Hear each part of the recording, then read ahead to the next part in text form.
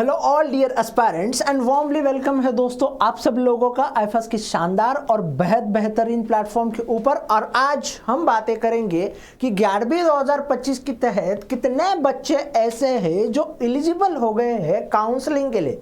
Counselling यानी कि आप लोग जो है एलिजिबल हो एडमिशंस लेने के लिए। कहाँ पे? तो पार्टिसिपेटिंग इंस्टीट्यूट में। जिन इंस्टीट्यूट की आपको डीबीटी ने जो है लिंक प्रोवाइड की है, जो डीबीटी ने आपको लिस्ट प्रोवाइड की है जहां पे आपको सीट मैट्रिक्स देखने को मिलता है, उन सारे इंस्टीट्यूट में या आपके पसंदीदा इंस्टीट्यूट में आप काउंसलिंग के लिए कब एलिजिबल हो जाते हो या कितने बच्चे एलिजिबल है, उसकी बातचीत जो है हम आज के इस सेशंस में करेंगे। तो मेरा नाम है वैभव जादव और आज हम डिस्कस करेंगे काउंसलिंग के बारे में।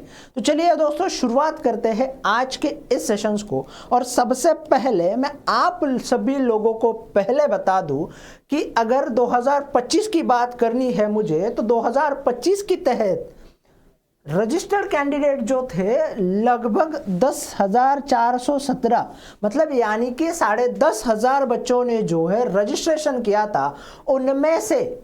उनमें से जो बच्चे एलिजिबल या अपेयर हुए थे एग्जाम हॉल में, उनका नंबर था 8891, यानी कि 8,900 बच्चे जो है ये ओनली ऐसे बच्चे थे जिन्होंने एग्जाम हॉल पे जाके एग्जाम को दिया था। अब ये नंबर आपको भले ही दिखने में कम दिखे, बट लेकिन गैडबी के सीट की जब हम बात करते हैं तो गैडबी के सीट में दोस्तों आपको लगभग 1200-1300 जो है सीट देखने को मिलती है। उसके तहत ये कंपटीशन जो है कितना देखने को मिलता है, तो 1 सीट के लिए 8 से 9 बच्चों का कंपटीशन देखने को मिलेगा। और रजिस्टर्ड कैंडिडेट के तहत देखूं तो 1 सीट के लिए 10 बच्चों का कंपटीशन है, जो कि एकदम नॉर्मल कंपटीशन है, एकदम नॉर्मल बोल रहा हूं मैं। तो चलिए, तो फिर कौन से या कितने बच्चे जो है काउंसलिंग के लिए एलिजिबल हो गए हैं उसकी बात करें।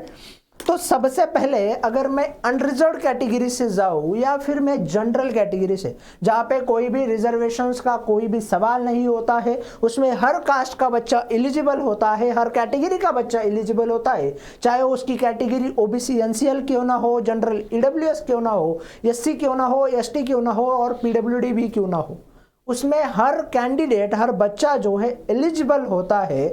तो इस आंकड़ा के तहत, इस डाटा के तहत अगर मैं जाऊं तो लगभग 1009 बच्चों ऐसे हैं जिन्होंने यूआर जनरल के तहत वो एलिजिबल हो गए हैं।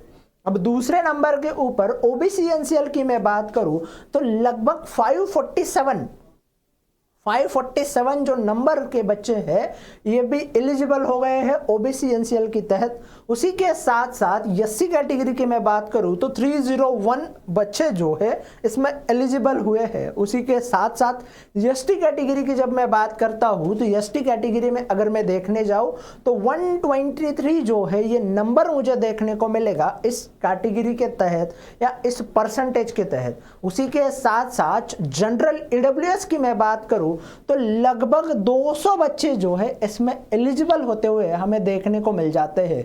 उसी के साथ साथ जब हम पीडब्ल्यूडी कैंडिडेट की बात करते हैं तो शायद इस बार जो नंबर रहा होगा वो कम रहा होगा, तो इस वजह से 10 बच्चे और हमारे जनरल की कैटेगरी में कुछ पीडब्ल्यूडी के बच्चे ऐसा काउंट करें तो ओवरऑल नंबर मिला के सेम नंबर जो है हमें देखने को मिलेगा। तो गैडबी कट ऑफ की बात करें तो ओवरऑल साइज की साथ बात करूं तो ये हुए 1000, फिर ये 547 यानी कि 1500, फिर ये 300 मतलब 1800, फिर ये 123 को पकड़ने से बेहतर है ये 200 को पकड़ूं तो 2000, 2123 और फिर ये 10 मतलब लगभग 2150 बच्चे जो है ये एलिजिबल हो गए हैं काउंसलिंग के लिए। कितने? तो 2150, 2150 students are eligible for the counselling. और सीट जो है, सीट कितने हैं? तो 1200 सीट आपको देखने को मिल जाएंगे। तो कंपटीशन जो है बहुत ही तगड़ा और टफ होने वाला है। इसलिए मैं हमेशा से कहता आया था आप लोगों से, पढ़ो, इतना बेहतरीन तरीके से पढ़ो कि पहले 50 में रैंक लेकर आ जाओ। ठीक है, तो अब जो बच्चों के बेहतर रैंक है, बेहतर रैंक के साथ उन्होंने क्वालिफाई किया है तो यकीनन उनको बेहतर इंस्टीट्यूट मिलने के चांसेस भी 100% होंगे। तो ये रही बातें हमारे काउंसलिंग के लिए एलिजिबल होने वाले स्टूडेंट की अकॉर्डिंग टू उनके कास्ट के साइज। ठीक है, या अकॉर्डिंग टू कास्ट की साथ बात करें तो आपको लगभग ये परसेंटेज देखने को मिल जाएगा। अब IFS यानी कि 100% गारंटेड रिजल्ट रहा है, चाहे ऑल इंडिया रैंक 1 रहा हो, 3, 4, 6, 7, 8 की बातें करोगे तो IIT JAM में रिजल्ट IFS का ही देखने को मिलेगा। IFS यानी कि 100% गारंटी है सक्सेस की। उसी के साथ साथ इस बार के गैडबी में चाहे आप जनरल कैटेगरी की बात करो, आप OBC NCL की बात करो, तो भी आपको रैंकर देखने को मिलेंगे। पहले 10 में कितने बच्चे हैं IFS के, तो 7 बच्चे IFS के हैं। अगर EWS कैटेगरी की मैं बात करने जाऊँ तो फिर कितने बच्चे हैं, फिर 7 बच्चे हैं 10 में से। SC कैटेगरी में आपको 10 में से 3 बच्चे देखने को मिलेंगे और ST कैटेगरी में भी सेम है 10 में से 3, यानी कि IFS मतलब 100% रिजल्ट है। अगर आपको बेहतर रैंक चाहिए और बेहतर स्कोर करना चाहते हो, खुद का फ्यूचर को शेफ अगर करना है तो आज ही IFS में एनरोल करना पड़ेगा। और IFS ने रिसेंटली 9 जून को जो है बैच स्टार्ट किया है फॉर द गैडबी एंड IIT JAM, जिसका नाम है जीनियस बैच। और उस बैच के ऊपर दोस्तों आपको मिलता है 70% ऑफ। उसके ऊपर प्रोमो कोड लगाना है आपको विजय सर। जी हाँ, अगर आप उस बैच के परचेस टाइम में विजय सर का प्रोमो कोड लगाओगे तो आपको 70% ऑफ जो है ज़रूर मिल जाएगा। उसी के साथ साथ अगर मैं स्वीट पीजी की बात करूं तो लगभग 50, 60, 100 बच्चे ऐसे हैं जिन्होंने 200 प्लस स्कोर किया है स्वीट पीजी में। ठीक है, अगर आप भी आना चाहते हो यहाँ तो अभी जाइए IFS के प्लेटफॉर्म के ऊपर, स्वीट पीजी का रिकॉर्डेड कोर्स परचेस कीजिए और बेहतर ढंग के साथ क्वेश्चन प्रैक्टिस, लेक्चर, नोट्स बनाइए और अपने फ्यूचर को जो है शेप दीजिए। तो thank you so much guys for join this session. Thank you and thank you once again to one and all. अगर IFS की ऐप के बारे में बताऊँ तो free classes, prime classes, recorded lecture, test series, PYQ और भी बहुत सारी चीज़ें आपको IFS की ऐप के ऊपर मिल जाती है।